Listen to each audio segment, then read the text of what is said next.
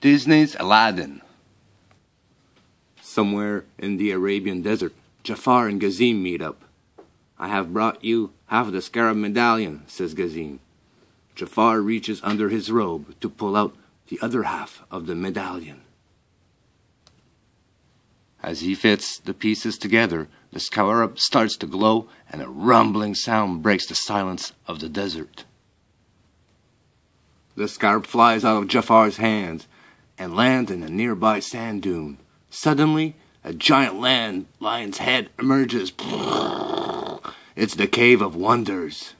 Jafar promises Gazim that he can have any treasure he finds inside the cave as long as he brings him the lamp. Just as Gazim steps into the cave, the lion's mouth slams shut, swallowing Gazim whole. The next day, a young man named Aladdin swings from the laundry line with a loaf of bread. He's trying to get away from the Sultan's guard on the roof. With the help of his friend Abu, the monkey, he manages to get away. It's been many days since Abu and Aladdin have last eaten. Just as Abu is about to take a bite of his bread, Aladdin notices two hungry children and gives them his share. "You see, Abu, there are people less fortunate than us," says Aladdin. "Someday, things are going to change." Meanwhile, at the palace. "Jasmine, the law says you must be married to a prince by your next birthday," says the Sultan to his daughter. "You've only got 3 more days." "But father, I don't love Prince Ahmed," replies Jasmine. "If I do marry, I want it to be for love." "Jafar, we must find a suitor for the princess," says the desperate Sultan to its Grand Vizier. "I think I can help you," replies Jafar, "but it will require the use of the mystic blue diamond ring you're wearing." Jafar hypnotizes the Sultan with his cobra staff and steals his ring. Jasmine decides to run away. After climbing over the palace wall, she finds herself in Agrabah's marketplace for the first time.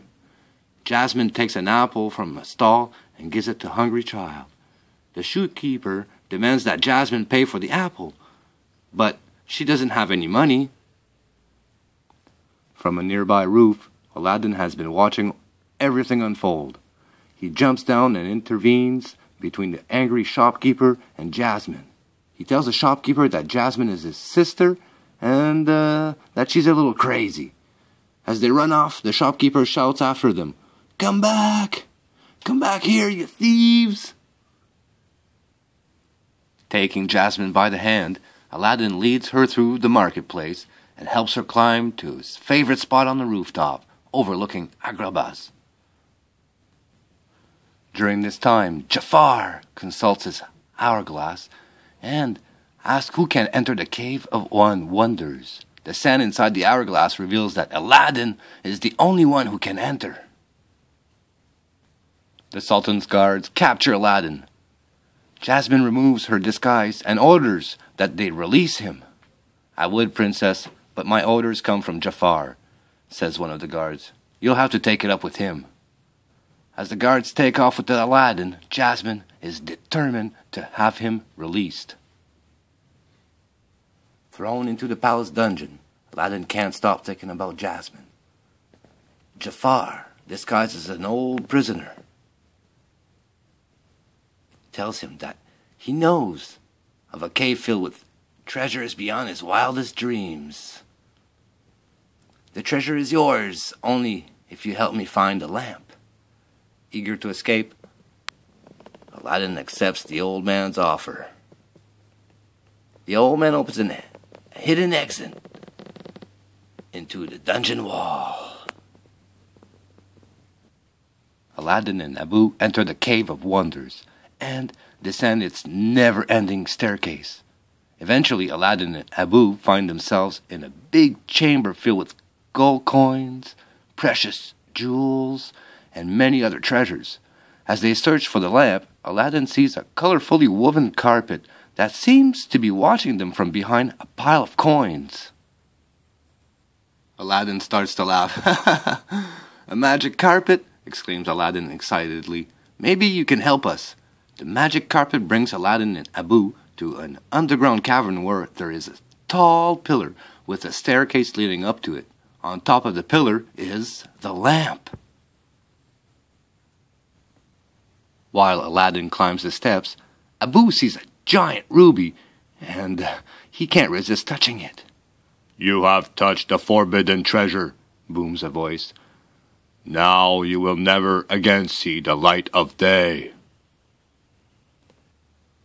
There is a rumbling, and the pillar starts to shake beneath Aladdin's feet. He grabs the lamp and jumps onto the magic carpet. The cave is crumbling all around them. The magic carpet speeds towards the exit where Jafar waits anxiously. Jafar orders Aladdin to throw him the lamp.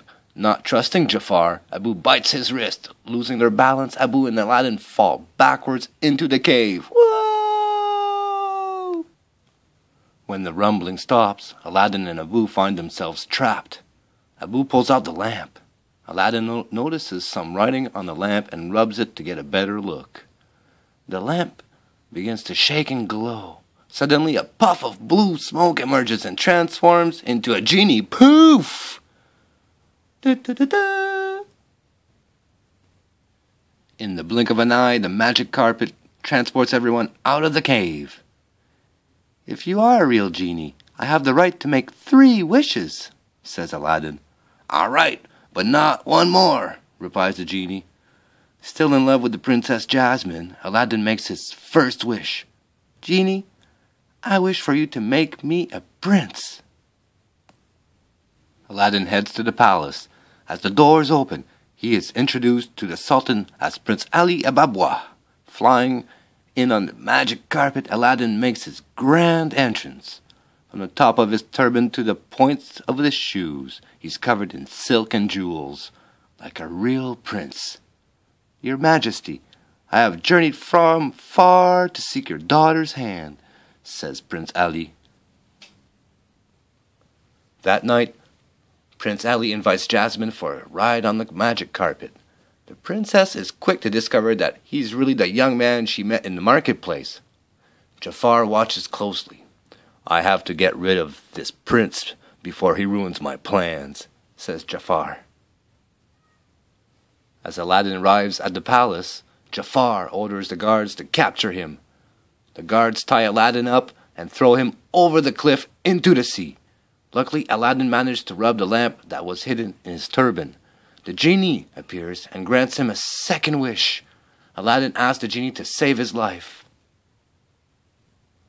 Jafar's pet parrot, Iago, manages to steal the lamp from Aladdin. Jafar rubs the lamp to summon the genie. Obediently, the genie appears before Jafar, granting him 3 wishes.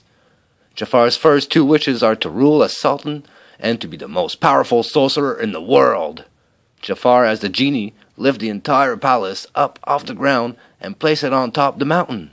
Aladdin quickly jumps out on the magic carpet and heads for the palace.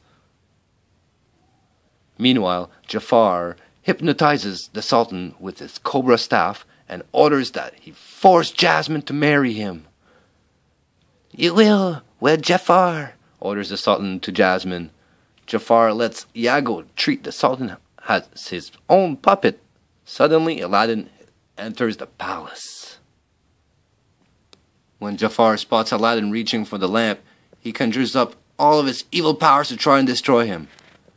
Trapped behind large swords, Aladdin has to think of a new plan, and fast.